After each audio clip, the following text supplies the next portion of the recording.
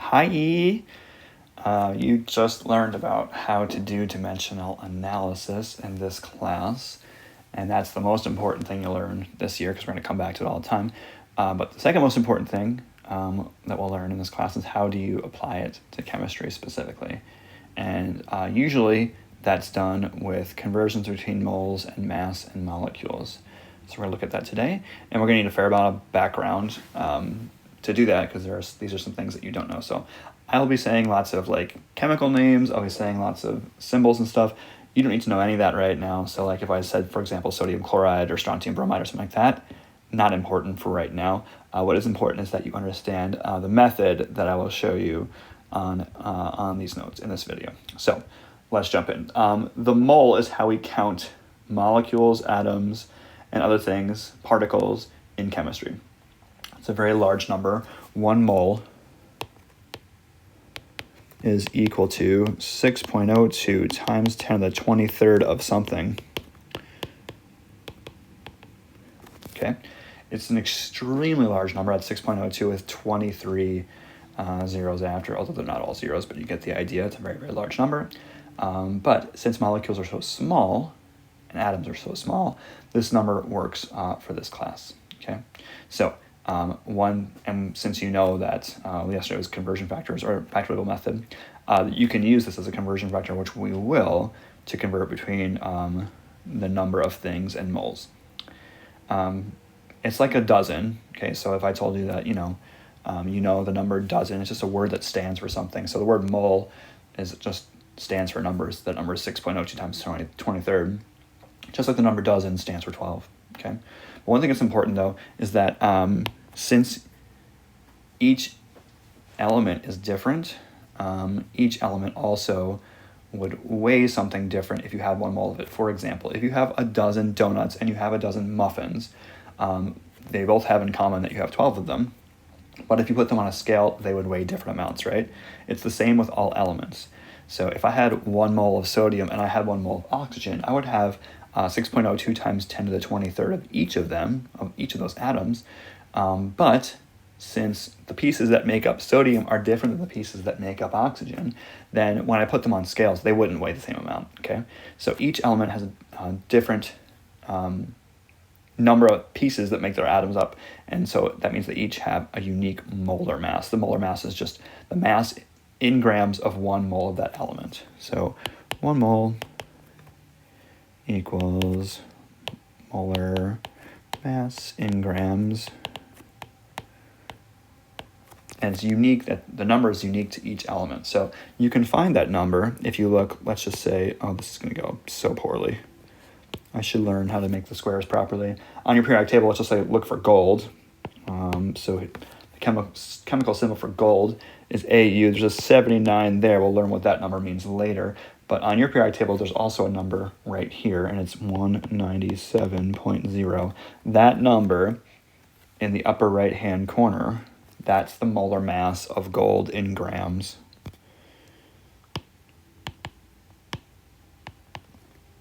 And if you look at your periodic table, you will see that each element has a different number there.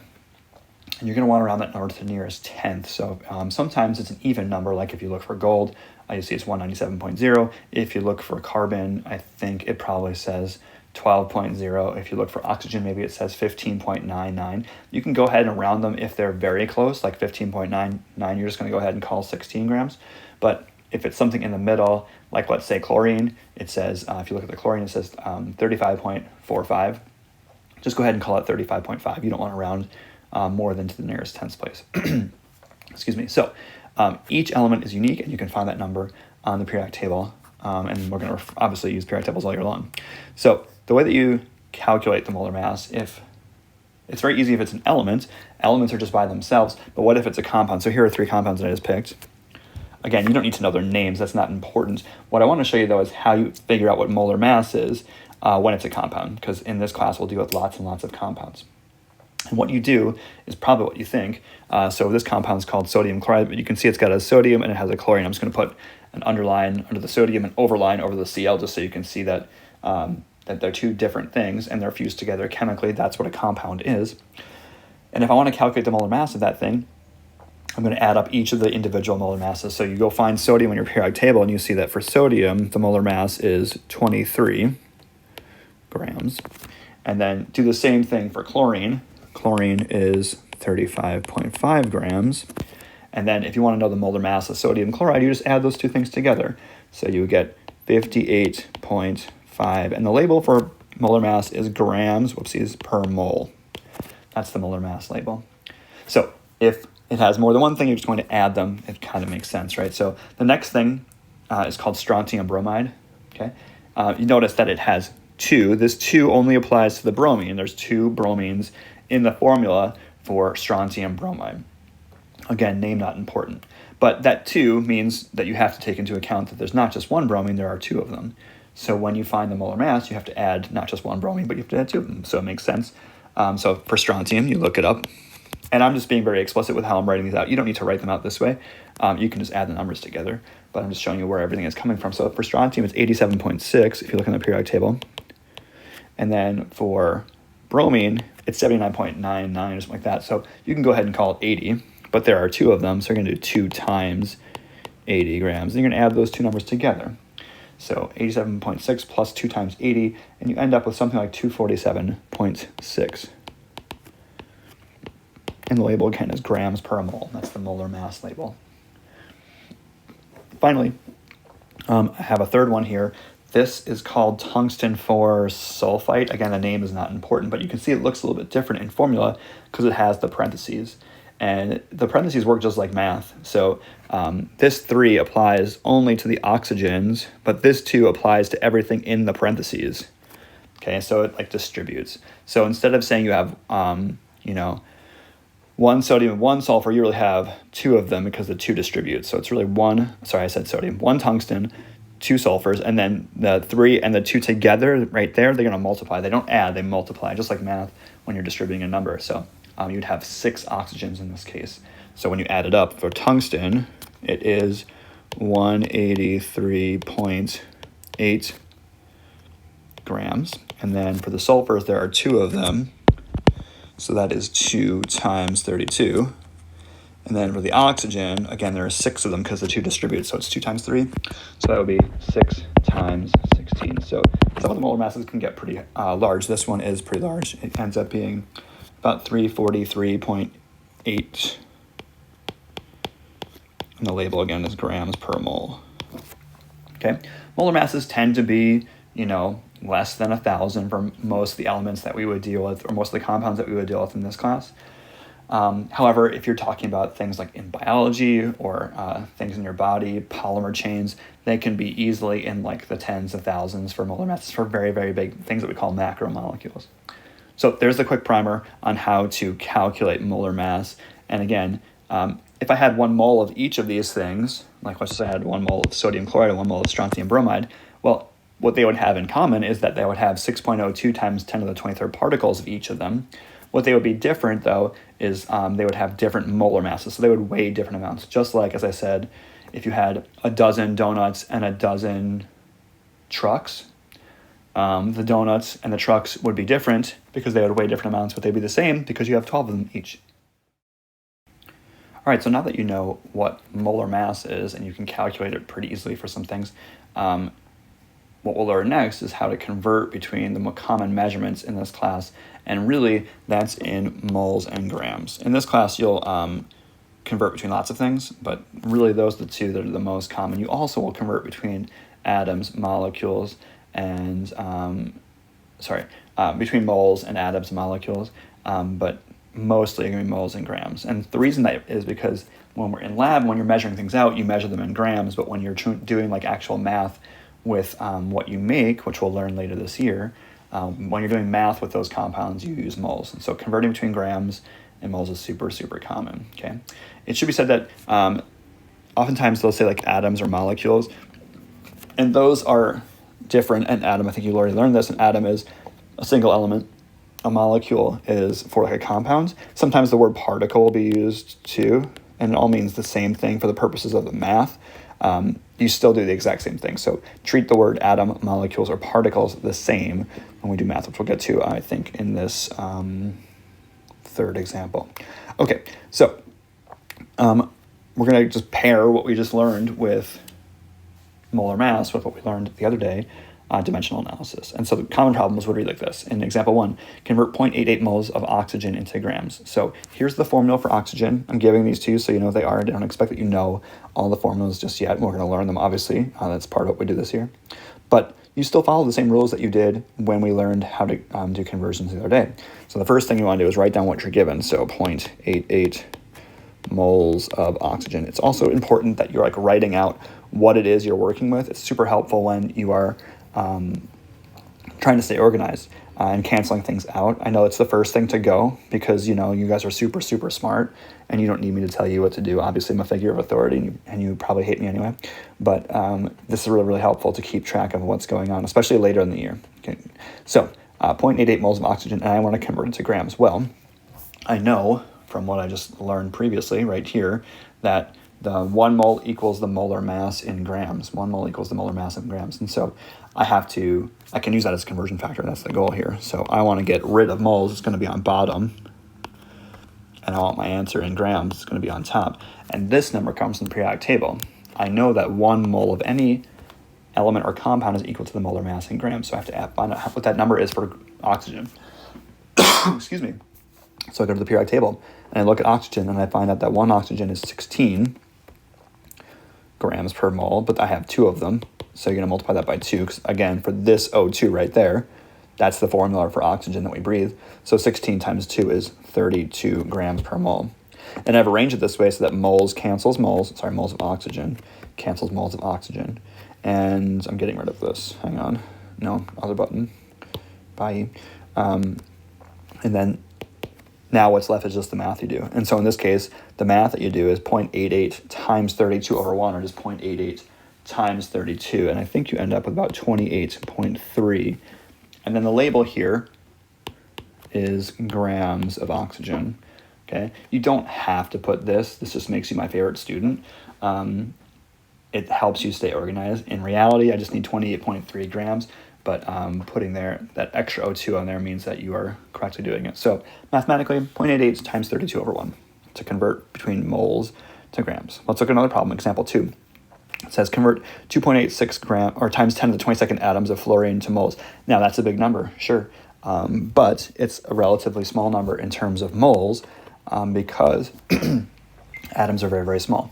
So we're going to convert it, and when you convert, the first thing you do is write down what you're given. 2.86 times 10 to the 22nd atoms of fluorine. Okay, I want symbol for fluorine is F. And you want to get rid of atoms this time, so you're going to have atoms on bottom. You want your answer in moles, so you're going to have moles on top. Is there a conversion factor between atoms and moles? And of course there is. It's right here. 1 mole equals 6.02 times 10 to the 23rd of something. Okay, in this case, the something is atoms, but that's the number that we're going to use now. I don't even need to look at the periodic table for this one. This is a number you're going to memorize anyway.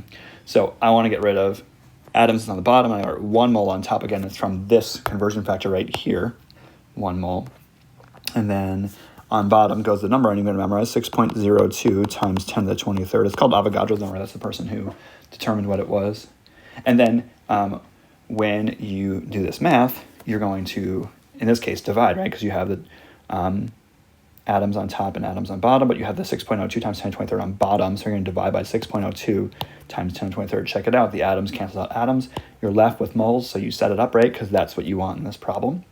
And you just take 2.86 times 10 to the 22nd divided by 6.02 times 10 to the 23rd. If you're going to divide it by, you're going to want to put parentheses here. If you're in class, I'll show you a faster way to do it. That will save you some keystrokes on your calculator. Anyway, if you do it this way, your answer, let's see, is going to be 0.048 moles. 0.048 moles of fluorine. By the way, the abbreviation for mole, M-O-L-E, is M-O-L. It's a huge time saver when you drop that E. You're welcome. But in this case, you divide. That's how you convert atoms to moles. Again, this could have said particles or molecules, and the math is exactly the same. Everything goes in the exact same spots, which is, I think we're going to get into number 3 and 4. Okay, so in the third one, you're probably wondering, is there a way that I can make this more difficult? And yeah, of course there is. But I think when you say difficult, you really mean more fun. And that is, you can combine the two of them together. So you can have two-step problems, which again are very, very common. If you want to get between grams and particles, or particles and grams, that's going to be two steps. First, you got to convert to moles, then you got to convert your moles into particles, molecules, or atoms. So that's what number 3 and 4 are like. You've got 19.86 grams of sodium chloride. So again, you write what you're given first. 19.86 grams sodium chloride. And you want to convert that into particles. There's no one way to get from grams to particles. So you're going to pair both the things that we've learned. You're going to pair the fact that 1 mole is 6.02 times 10 to the 23rd of something, and 1 mole is also equal to the molar mass in grams. So that's what we're going to do. Here we go. First, I'm in grams. The only thing I can go to from grams is to moles.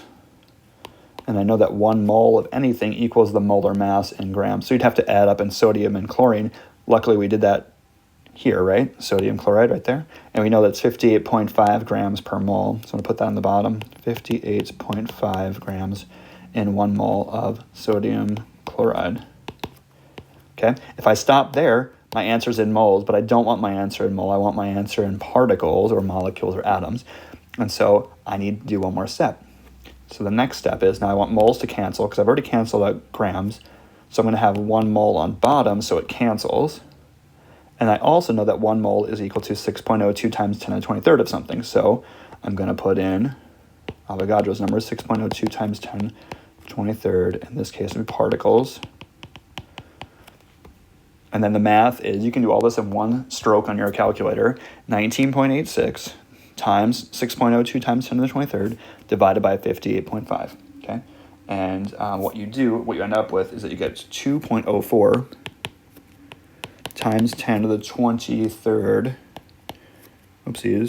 particles of NaCl of NaCl. Nobody calls it that. Oh no, I erased both of them. 23rd, nailed it. Okay, so in this way you can do two-step problems, which again are fairly common in this class, and we involve both the two things that moles are equal to. We know that 1 mole is equal to molar mass, but we also know that 1 mole is equal to, there's molar mass, and then 1 mole is also equal to number of particles, or 6.02 times 10 to the 23rd particles. So it has like two meanings, and you can combine them both to get two kinds of problems, two-step problems. All right, last problem is example 4, and it's the exact opposite of example 3. We're going to start at particles and end at grams. So again, when you're converting, write down what you're given, 3.81 times 10 to the 24th particles. This is called titanium monoxide, not that you need to know what its name is, but that's what it's called. And I want to convert it to grams. Okay.